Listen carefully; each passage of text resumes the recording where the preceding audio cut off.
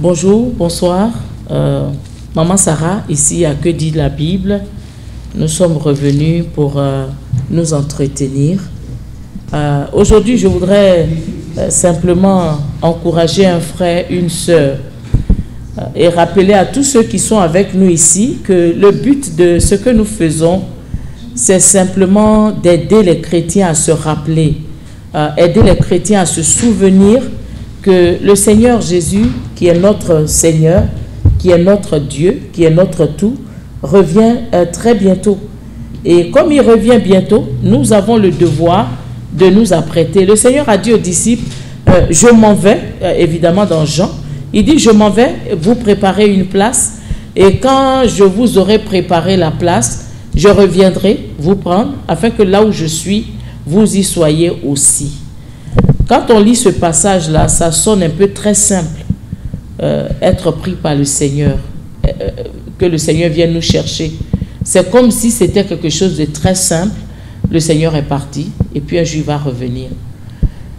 Cependant, l'apôtre Paul nous dira plus tard que lui, Paul, il traite durement son corps de peur d'être rejeté après avoir prêché aux autres.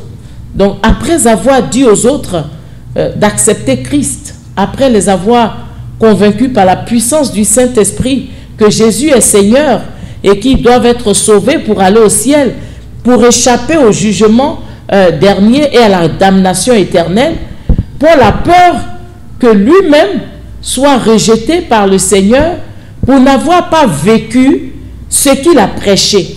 Et ça nous ramène un peu à cette hypocrisie qui existe aujourd'hui dans l'Église au milieu des chrétiens. Cette hypocrisie, cette double vie qui fait qu'aujourd'hui les chrétiens sont chrétiens, ils sont saints quand le pasteur est là, par exemple. Ils sont irréprochables quand ils sont en présence du pasteur ou de d'autres frères ou de l'ancien.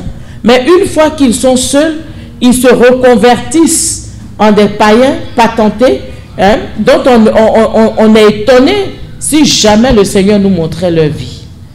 La vie chrétienne, ce n'est pas seulement à l'église, ce n'est pas seulement parmi les chrétiens. La vie chrétienne, c'est tous les jours. Parce que si tu n'es pas fidèle dans ta vie chrétienne, si tu n'es pas honnête, si tu n'es pas vrai, tu risques de perdre ton âme. Et je voudrais vous lire un passage très important dans 1 Timothée. Voilà, on va aller dans 1 Timothée. C'est encore l'apôtre Paul qui écrivait à son fils Timothée, dans 1 Timothée chapitre 3, au verset 1, du verset 1 jusqu'au verset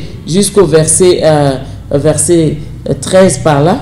Et je vais lire ce passage parce que ce passage s'adresse à toutes les structures de l'Église. Et j'espère que chacun de nous va s'y retrouver, bien-aimé. Il dit dans ce passage, cette parole est certaine. Si quelqu'un aspire à la charge d'évêque, il désire une œuvre excellente. Il faut donc que l'évêque soit irréprochable. Voilà. Alors celui qu'on appelle évêque ici, ce n'est pas les gens qui portent les grosses robes avec des phylactères et puis des gros chapeaux, mais c'est simplement des serviteurs de Dieu, des anciens, des pasteurs. Ils jouent le rôle d'évêque dans l'église. Alors, on dit, si quelqu'un désire être pasteur, s'il désire être prophète, s'il désire être ancien, diacre, c'est une très bonne chose. Cependant, il faut qu'il soit irréprochable, qu'il soit marié d'une seule femme. Voilà. Un diacre, un pasteur adultère, ce n'est pas recommandé selon ce que l'apôtre Paul dit ici.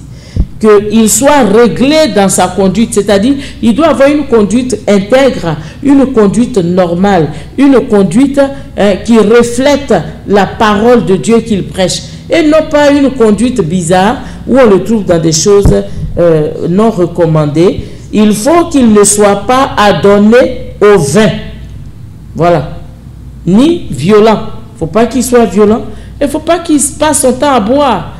On entend des chrétiens dire que non, le Seigneur n'a pas dit, le Seigneur a dit de ne pas s'enivrer de vin, mais un verre en passant. Oui, il n'y a pas de problème. Si tu es satisfait dans ça, bois ton verre. Mais la parole dit de ne pas s'adonner au vin, à l'alcool en fait. Voilà, le vin dans la Bible, c'est simplement la représentation de l'alcool.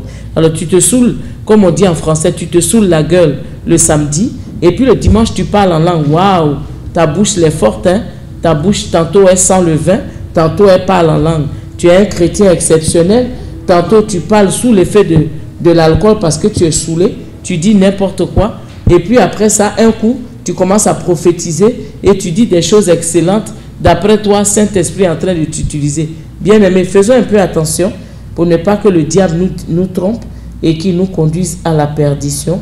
Voilà, il doit être indulgent, pacifique, désintéressé. Voilà le grand mot, bien-aimé. Combien d'hommes de Dieu aujourd'hui sont désintéressés? Combien de chrétiens parmi nous servent le Seigneur sans aucun intérêt, sans aucune arrière-pensée? Combien parmi nous sont prêts à payer le prix sans attendre quelque chose de la part de quelqu'un pour qui on a prié? Par exemple, avant que je prie pour toi, tu sais, la grâce que tu vas recevoir, le miracle que tu vas recevoir, ça coûte plus cher que 200 $. Alors mets au moins 300 $ dans une enveloppe, donne-moi, je prie pour toi. Bon, combien parmi nous peuvent faire ça? Combien peuvent traverser des miles et des miles pour aller aider un frère, une soeur, sans s'attendre à quelque chose? Parce que celui qui s'attend, voilà ce qu'il dit, hein. Quelque temps après, il va dire, oh, mais elle est ingrate, cette soeur-là. Moi, je l'ai aidé à déménager, mais regarde comme elle me traite. Mais ce frère-là, il est ingrat. Quand il est arrivé aux États-Unis, c'est moi qui l'ai accueilli. Aujourd'hui, il travaille, il ne m'a jamais dit bonjour, il ne m'a jamais donné 5 francs. Bien-aimé, tu dois faire l'œuvre de Dieu sans attendre quelque chose en retour. Désolé. Voilà, on continue. Voilà. Et il doit aussi se tenir ses enfants dans la soumission. Les enfants doivent être des enfants modèles. Alors, je continue la lecture. Hein. Il faut qu'il dirige bien sa propre maison. Alléluia. Et qu'il tienne ses enfants dans la soumission et dans une parfaite honnêteté. Car si quelqu'un ne sait pas diriger sa propre maison, comment prendra-t-il soin de l'église de Dieu? Alors, toi qui n'as pas de maison, hein, ne dis pas que toi tu n'as pas de maison. Ou bien peut-être tu n'es pas marié, mais ton corps là, c'est une maison. La Bible dit, notre corps est le temple du Saint-Esprit. Donc ton corps est une maison. Si tu prends ton corps, que tu le donnes à l'adultère, à l'impudicité, au mensonge, à l'hypocrisie, au vol, eh bien, tu ne tiens pas bien ta maison en difficulté, et donc tu as un problème. Alors, il faut que tu puisses bien tenir ta maison pour vouloir maintenant aussi aider les autres dans leurs tâches. Hein, comme le Seigneur disait une fois à une sœur, avant de vouloir décharger les autres, il faut que toi-même tu sois déchargé. Toi-même tu es possédé, tu veux délivrer les gens, ça ne va pas marcher. Il n'y aura simplement que transfert de démons ou échange de démons, pourquoi pas. Je te donne 2, tu me donnes 3, et puis la vie continue. Voilà. Non, ce n'est pas ça. Il faut que les chrétiens soient irréprochables. Et le Seigneur, l'apôtre Paul continue, dit, il ne faut pas qu'il soit un nouveau converti. Voilà, les gens qui deviennent diacres au bout de 3 mois, au bout de 6 mois, parce qu'ils ont des enveloppes juteuses qu'ils déposent dans les corbeilles. Il ne doit pas être un nouveau chrétien. Voilà. Amen. Il ne faut pas qu'il soit un chrétien, un nouveau chrétien, voilà, qui ne connaît pas encore bien la parole, pour éviter les pièges de Satan. Parce que si tu n'as pas d'expérience, Satan va tout de suite t'avoir. Les diacres aussi doivent être honnêtes, éloignés de la duplicité, des excès du vin, d'un gain sordide. Vous voyez, gain sordide, escroquerie, vol, duplicité, hypocrisie, double vie. Aujourd'hui, je suis chrétien, demain, je suis païen. Quand je suis au milieu des païens, on ne voit pas la différence.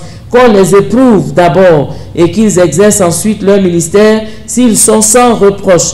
Les femmes de même doivent être honnêtes, non médisantes. Ça, voilà le péché phare de toutes les femmes. Bavardage, critique, moquerie. Elle veut dire quoi? Elle qui a eu mari quoi? Et nous on est ici là. Qu'est-ce qu'elle pense? Qu'est-ce qu'elle veut? Qu'est-ce qu'elle croit? Les sœurs, sortons de ces choses-là parce que ça n'amène pas au ciel. Il n'y a pas de bavardage au ciel. Il y a un frère qui m'a dit un jour que dans l'Apocalypse, on dit qu'il y a eu un silence de quoi? 5 minutes au ciel. J'ai dit oui. Il dit, tu sais pourquoi? J'ai dit non. Il dit parce qu'il n'y a pas de femme au ciel. En ce moment-là, il n'y avait aucune femme dans les parages. Bon, c'est juste pour rire. Mais les sœurs sont toujours dans les bavardages, dans les cancaneries, dans les critiques, dans les médisances. Nous devons être sobres. Sobres dans notre habillement, sobres dans notre manière de paraître, sobres dans nos façons de parler, sobres dans tout ce que nous faisons. N'exagérons pas, n'attirons pas les regards sur nous, parce que les regards doivent être tournés vers le Seigneur Jésus. Tous les regards vers Jésus. Un miracle, c'est pour Jésus. Guérison, c'est pour Jésus. Ce n'est pas pour que tu portes des pantalons plaqués, des vestes sautées pour venir te promener au milieu de nous jouer les grands patrons. Ce n'est pas de ça qu'il s'agit. Il ne s'agit pas d'un homme de Dieu. Il ne s'agit pas d'un chrétien. Il ne s'agit pas de quelqu'un qui est fort. Il s'agit de Jésus-Christ de Nazareth, qui est le roi de gloire et par le nom duquel les démons sont chassés, par le nom duquel les malades sont guéris, par le nom duquel les vies sont restaurées. Il s'agit de Jésus-Christ de Nazareth. Un point, un trait. On s'en fout si tu es archibishop, on s'en fout si tu conduis des Mercedes. Il s'agit de notre Seigneur Jésus-Christ de Nazareth. C'est le seul qui est Dieu, c'est le seul qui est mort à la croix et c'est le seul qui mérite la gloire. Bien-aimé, ce n'est pas pour un pasteur, c'est pour le Seigneur. Alléluia. Voilà. Fidèle en toutes choses. Les diacres aussi doivent être maris d'une seule femme. Même chose, diriger bien leur maison. Leurs enfants doivent être exemplaires. Alléluia. Bien-aimés, nous sommes dans les derniers temps. Un jour, tout va s'arrêter pour chacun de nous. Ce jour-là va arriver où on va dire, c'est fini. Il est parti, elle est partie. Mais en ce moment-là, la grande question n'est pas pour nous. La grande question est pour toi. Est-ce que tu es prêt à rencontrer ton Créateur? Parce que l'Ecclésiaste dit, « Jeune homme, réjouis-toi dans ta jeunesse. Livre ton cœur à tout ce que tu veux. Les passions de la vie. Mange la vie à grands traits si tu veux. Mais sache, insulte les gens. Voilà, critique les gens. Parle mal. Mais la Bible dit, sache que pour tout cela, Dieu t'appellera un jour en jugement. Dieu t'appellera un jour. Te demandera des comptes pour la façon dont tu as parlé, pour la façon dont tu as vécu, pour la façon dont tu as parlé aux gens, pour ce que tu as dit. Dieu te demandera compte. Alors bien-aimé, est-ce que tu es prêt? Pour tous ceux qui m'écoutent aujourd'hui et qui n'ont pas encore accepté le Seigneur Jésus, je vous lance l'appel d'accepter le Seigneur Jésus. Trouvez une bonne église où la parole est prêchée, où l'évangile est prêché dans sa pureté, et allez dans cette église, acceptez Christ et soyez sauvés. Parce que celui qui n'a pas le Fils n'a pas la vie. Il ne s'agit pas de religion, il s'agit de salut. Si tu es musulman, donne ta vie à Jésus. Est-ce que tu es bouddhiste? Donne ta vie à Jésus, parce qu'avec Jésus, tu n'as pas besoin de te concentrer pendant des heures pour sortir de ton corps, pour réciter des chansons bizarres, pour être fort. Non, avec Jésus, c'est par la foi. Amen. Si tu es rosicrucien, on t'a dit que, ou bien franc-maçon, que tu vas atteindre le 34e degré pour devenir comme Jésus. Bien aimé, ce n'est pas par la rose-croix, c'est par la puissance du Saint-Esprit. Donne-toi à Christ et tu seras sauvé. Si tu n'as pas Jésus, le jour où tu vas rendre ton âme, tu vas passer en jugement et Dieu va te dire, je ne t'ai jamais connu, arrière de moi. Je ne pense pas que c'est ce que tu veux entendre. Tu veux plutôt entendre Dieu dire, fidèle serviteur, viens dans ma présence. Bien-aimé, est-ce qu'il y a un péché qui te fatigue? Est-ce qu'il y a l'adultère caché? Est-ce qu'il y a la masturbation dans ta vie?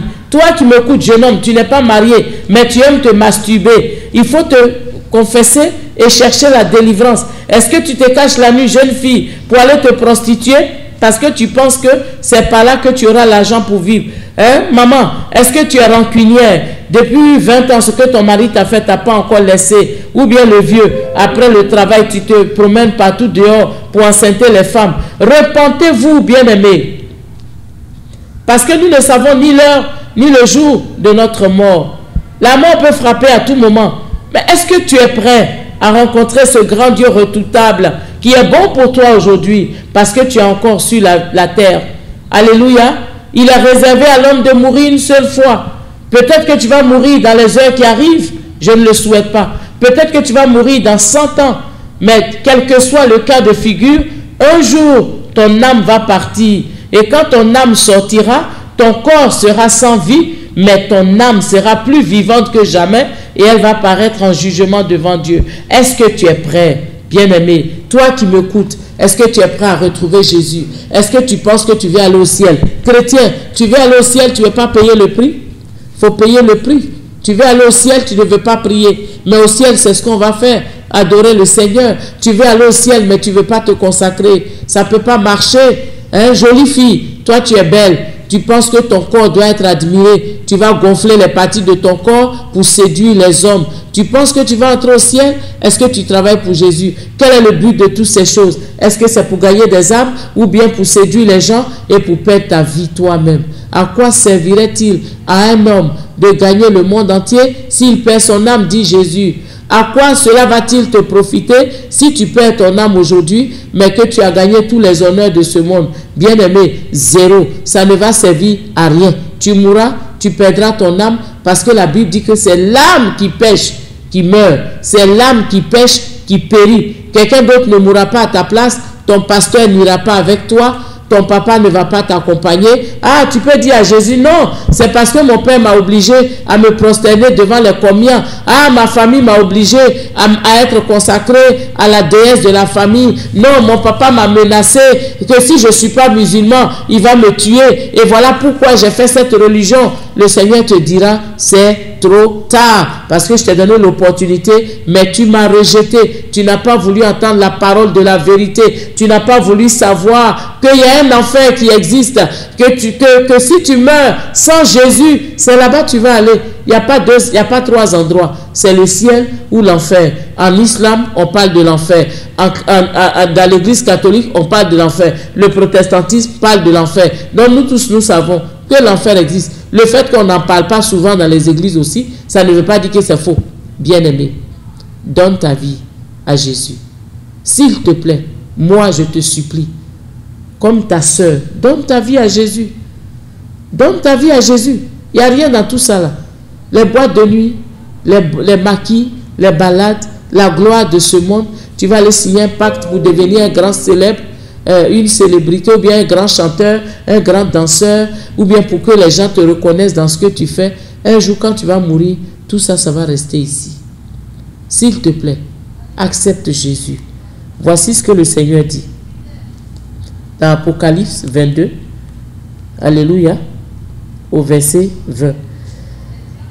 Celui qui atteste ces choses dit, oui, je viens bientôt. Amen. Viens, Seigneur.